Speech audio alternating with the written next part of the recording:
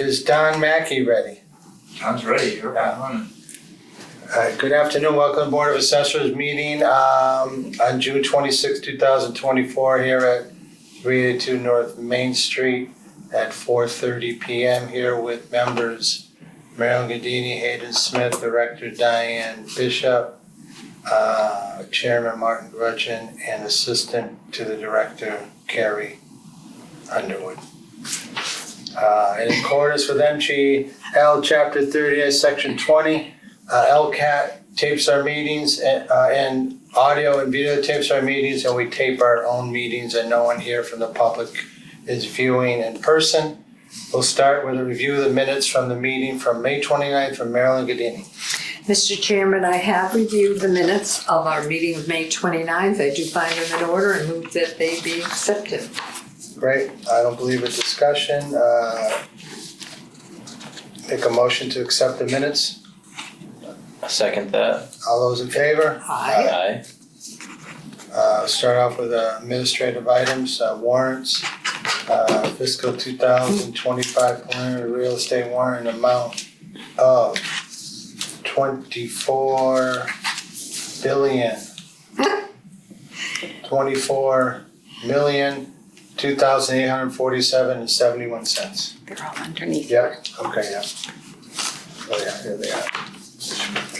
So this is the preliminary warrant for the real estate for fiscal 25, and everyone should have received their tax bills in their mailbox today or will be receiving them, but they have been mailed. For July 1st, right?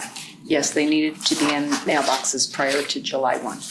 Okay, there you go. FY 2025 preliminary CPA warrant in the amount of $183,861.97. And also for fiscal 25 personal property warrant amount of $844,861.90. We have a supplemental number 2 real estate warrant from fiscal 24, $1,507.31. What is this for? That is for any home that received their occupancy that was completed during the fiscal year. There was only 2 this time. Okay. And fiscal 24 supplement CPA, 1% of that, $15.07. Great. Move on to reports. 2024 motor vehicle excise abatement for May for $7,216.28. Good amount. Yeah.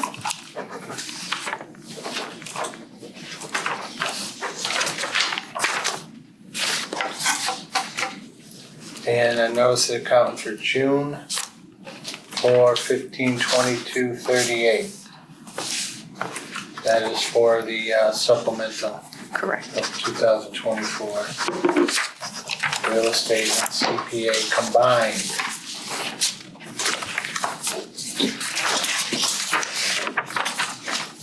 Moving along to the LA3 sales report.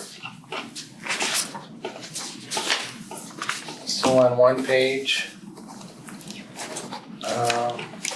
You'll probably Big notice the page. first one is very low assessment to sale ratio, but that was a chapter land property and it was also a commercial sale property. So it's also the business component also. But it will be reviewed to make sure that our value is consistent with what it should be. We all know that property. We have a bunch in 70 percentile. Values are still increasing. Or I shouldn't say increasing, but they're still selling above assessment. We haven't done the analysis about the increase. Got a lot of land sales in the neighborhood that closed. And I had a question on one. Yeah, the 109 one, That was that a is, new house? it's a half a new house and it got Something stopped. different, yeah. And it was a short sale Yeah. because they could not complete the home. So someone else bought it. Is that arm's length in your mind? So it would be, in our mind, we have it assessed at 50% complete at $315 and they paid $290. So, The 1.09. Oh, I mean, the value is pretty consistent, but because it's a short sale, we could code that out. So the value, that was a brand new home? It was a new home being built and it's just studded right now. There's no plumbing in it or anything. It's winter tight on the exterior and everything on the inside, all work stopped. Okay. And 'Cause then, I know it was listed higher. yes, it was like Yeah. 665 Yeah, okay. complete. Complete, I gotcha. And It's a very strange lot. yes,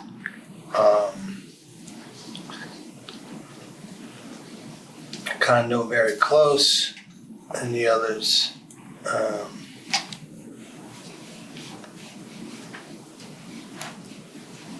and good land sale numbers. I don't know what else to say about that. yeah. I did have one. It was, the very first one. That arm's length too, the very .74 one. Is that commercial? That is commercial, That is a correct? commercial. I have that asterisked on it. It is an arm's length sale. Yeah. It was on the MLS. It was listed. There's got to be a good amount of work to that to change it from the use that it was to Okay. the new future use, which will be a retail store from my understanding. Oh, really? Yeah. Okay. I'll look into that a little bit. And then the one that's two more down, that was another commercial sale. Yes, that's incredible. It's a Yeah. private sale. hmm And that's someone who is already in business here, and I'm assuming they're just moving their business to this location instead of renting. Oh, really? Mm-hmm. Yeah, there's just 3 tenants there, and the rest of Shaker Road can't believe that sale. Mm. And I know the seller, and he's celebrating, Yeah, I bet. retiring and celebrating at the same time. Okay. Well, any questions, Hayden, Marilyn, on the sales? nope. No, sir. All right. Moving on to building permits. So for the month of May, we had no new dwellings. Wow. And at the end of May 31st, we had 5 new buildings year to date. But I'm very happy to report that, and you'll see it next month, here it is June 26th, we have now 9 new dwelling permits that were taken out Oh, that's and good. 2 commercial buildings taken out and 1 permit to finish the half-completed house Okay. that All we right. were just referring to. I have a feeling the reason why we're getting them all at once is building codes changed July 1. And I hear that there is going to be an impact due to the new building codes. And this is not East Long Meadow, this is State? state Or federal, building code. state? I believe it's state. Is it but a HERS thing? I don't know, but I heard from one of the builders, they're trying to hurry up and get more building permits I in gotcha. because it's going to add a good amount of money to each construction. Must be If a it's- environmental Yeah. item. I'm sure our building commissioner could easily explain it to me, and Well, all those lot sales, I would imagine they're creating a lot of the. Yeah, probably that. Does the road go in? I think Yeah. It is, okay. so, but this one is, not, I mean, there's a lot of building permits, but Even I'm on there. you are. Yeah. I didn't look. Certainly not solar, but Oh, there you are. Not a save thing. Mm-hmm. Nice how they put a high amount there, but hey. Good. I think that's it for building reports. A lot of them. Building on to director's update. So, building permits, our data collector has gone out and completed all of our building permits along with myself and our assistant assessor, Carrie Ann. We have been reviewing all the open permits since the beginning of June. There's just a handful to follow up, and Carrie Ann and I will be out in the field on Friday just to confirm the ones that we want to make sure that the completion of the property is as near to the June 30th date. Our goal is to enter all of the data into our CAMA system so they will become part of our fiscal 25 values. So we'll be starting with any new growth, any new improvements to the property will start our new FY25 value base.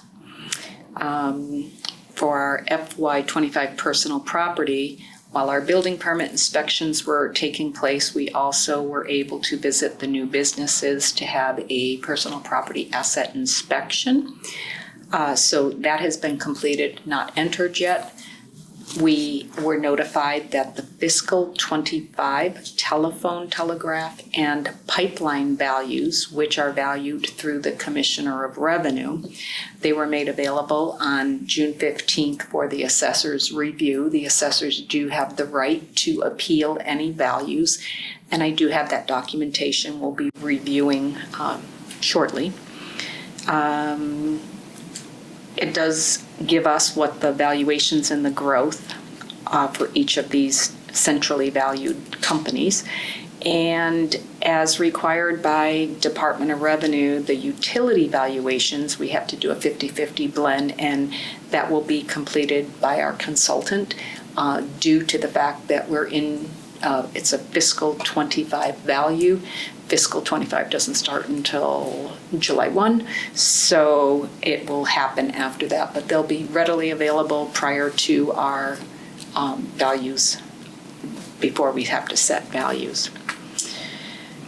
The RFP for valuation services, the town manager signed the multi-year contract for valuation services. This will take us from fiscal 25 through fiscal 29. The contract was awarded to Bishop and Associates, who has been our valuation consultant since 2018. One thing I just want to bring to the board's attention, and I don't know if they want to consider any changes to the way that we do things, but after doing approximately 500 building permits, we did have one taxpayer who was a little bit upset that we didn't send them notice saying that we were coming out to their home. And they have suggested that we change our process so we notify taxpayers by mail of an inspection to be completed. As I explained to him, that sometimes the timing is an issue. We don't know when we're going to get our data collector in. Then there's the cost of preparing paper envelopes, postage, and we would need to adjust our budget if the board feels that this is a direction to go in. We also have the ability of doing a robocall saying, but the robocall only goes to people who have signed up for the robocalls, and probably a small percentage of those people had a building permit. So if the board, gives it some thought and would like us to change the way that we do these things, we do have it on our town website. Not everyone looks at our town website.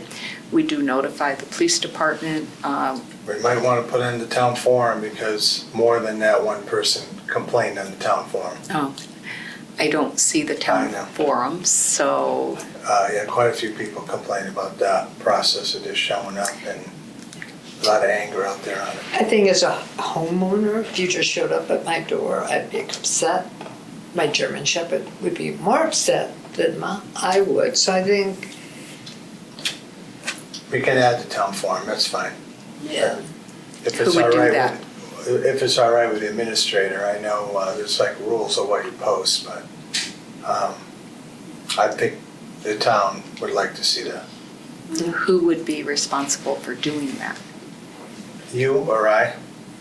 So when you say the town forum, that's a Facebook? Yeah. Okay, It's not town sanctioned anything. right. Right. So, But I mean, the reminder's not town sanctioned either, you know what I mean? We just, that's independent also, so we put stuff in there. But it's just a thought for the next time. yep, so we are done this time around. Other than Friday, Carrie Ann and I will be going out just doing follow-ups, but I don't think, as I mentioned to the chief of police, that we would not be knocking on doors. But if we did find that there was something that we had to address, I would certainly knock on a Right. door as a town employee. So that's what I have for the director's report. Great, thank you for that, Diane. Moving on to fiscal 25 LA 13A report. So this is a report that we have to have in the DSL gateway saying any omitted or revised properties that we taxed, but we have none. And you can see that it says, With our tax rate, but Right. no. so this is now a requirement This regardless. is what we're looking at. No, it's not. It's not? No, Okay, don't this look is at different. Okay, That's LA 19 right there. So Hold that thought, Marilyn. I will. So regardless if we had a revised or omitted assessment or not, we have to submit the form, whether putting the numbers in or checking off the box saying we don't have it. Okay.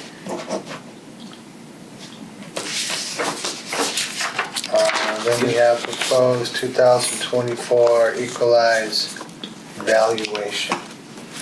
So the Board of Assessors have the right to review the equalized valuation, and if you are unhappy with them, you have the right to contest it.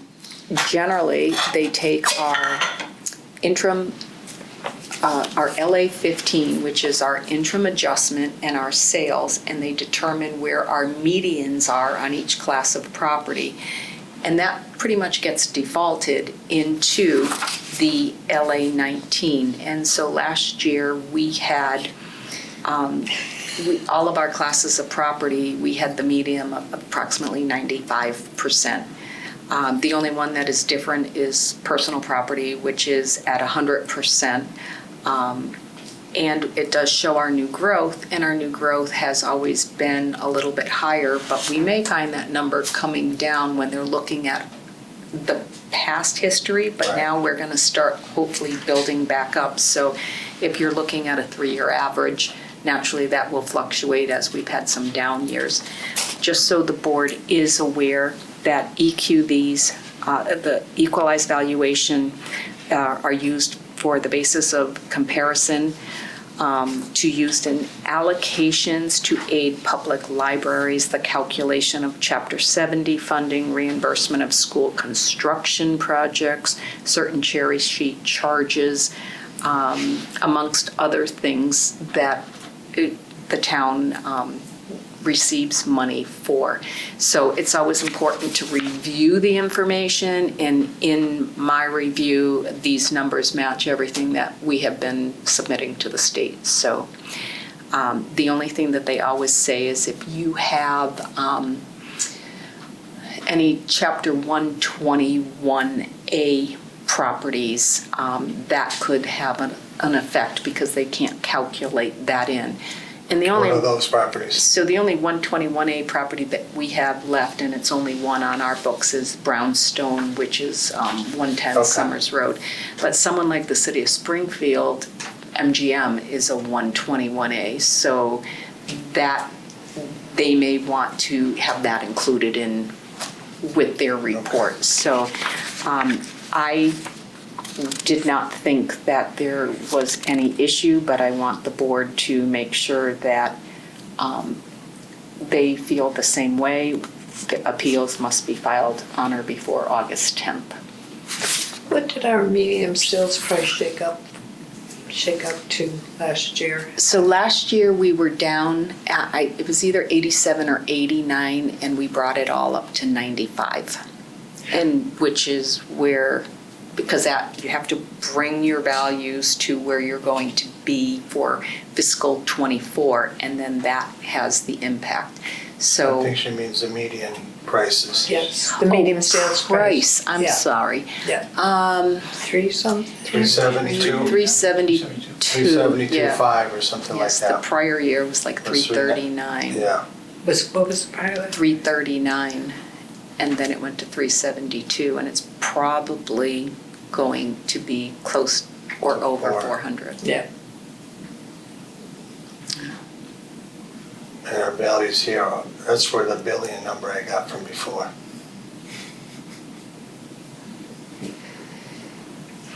And that's based on us doing 95% last year. Correct. Yeah. Correct.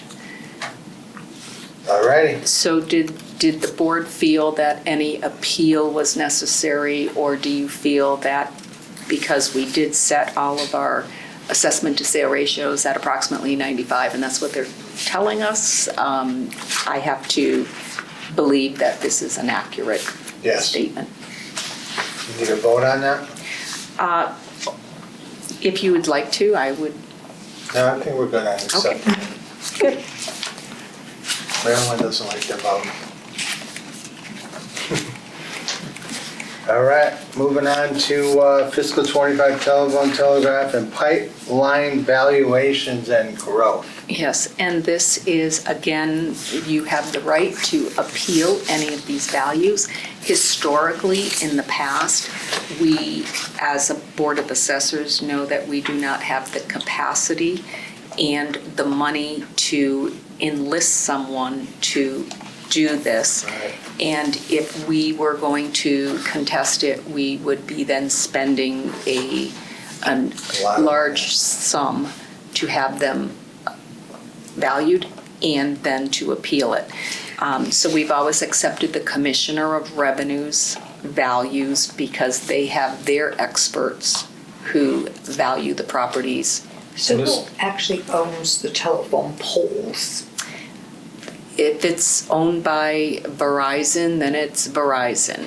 There are several telephone companies, so it depends on who, what city or town it's in and who owns it. But the telephone poles in East Long Meadow are owned by Verizon. They are, Yes. okay. Or National Grid, right? The telephone poles, I thought I were would think the just pole that's Verizon. in here But since, all those wires are on all the poles, you know what I mean? Yeah.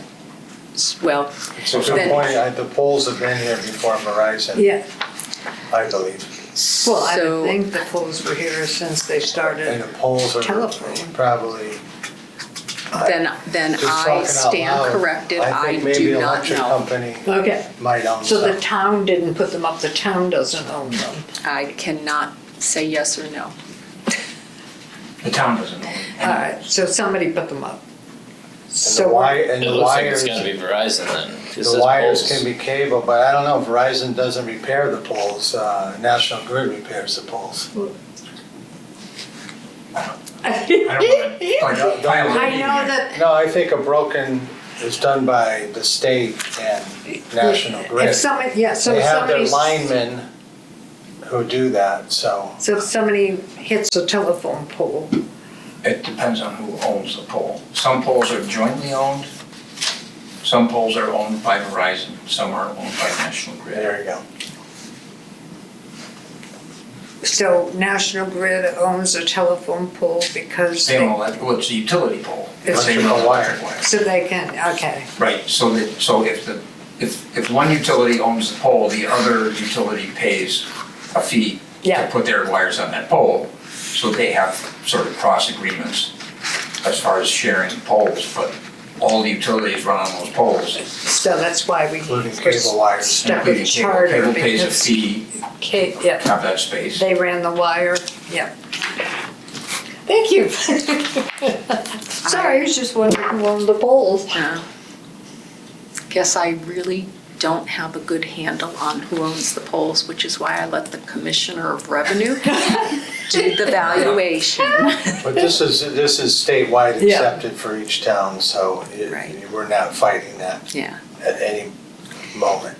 And you can see by, and I did try to provide that the growth this year between the 3 telephone companies that, well, actually 2 telephone companies that we can actually, no, 3.